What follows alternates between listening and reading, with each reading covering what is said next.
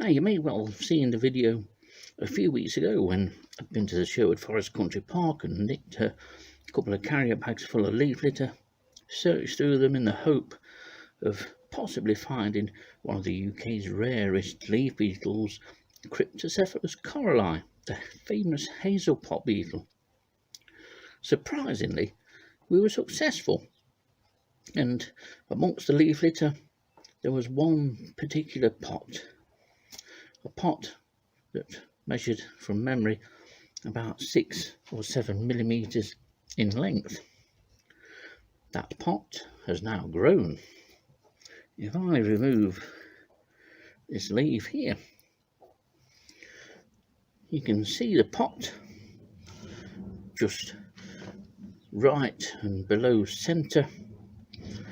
The pot is now almost fully grown. I didn't think that growth would be so rapid, and as you can see from the partially eaten leaves of silver birch which I've put in for this larva to feed on, we're nearly at the full grown and pupation stage, although I was expecting the growth rate to be a lot slower and the larva to overwinter in this pot and then emerge as an adult next year.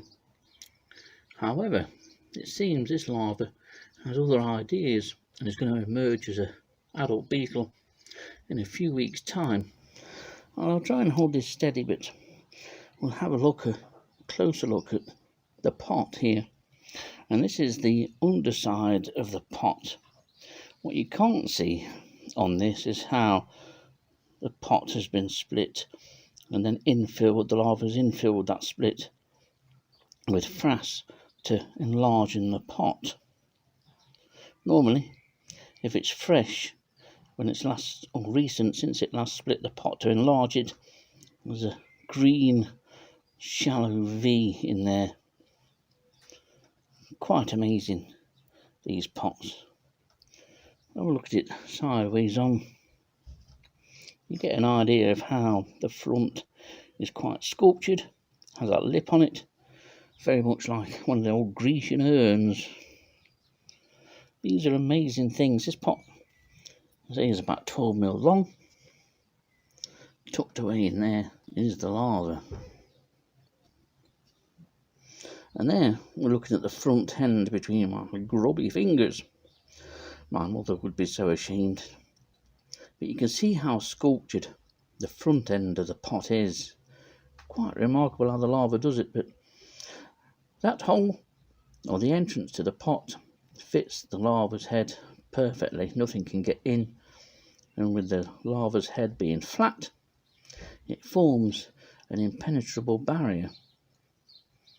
The only problem is that woodmice apparently find these quite attractive and bite their way through from the body of the pot. But it's a remarkable thing. The whole pot is constructed from the frass of the hazel pot beetle larva. And as far as I'm aware, this is the largest species of Cryptocephalus, or at least the largest pot that we have here in the UK. I could be wrong, but I would love to rear some of the other species that we don't have in Nottinghamshire. I've not seen it out and about carrying its pot with it for a while now, but there's obviously been a great deal of eating because this pot is now about 12 millimeters in length, and it's now as wide as it was long a few weeks ago. So progress has been made. We may well see this adult emerge in a week or so's time. Now, yesterday was the 23rd of April, and that marks the earliest date that Dilys and I recorded Cryptocephalus coryli in the wild. This year is going to be later.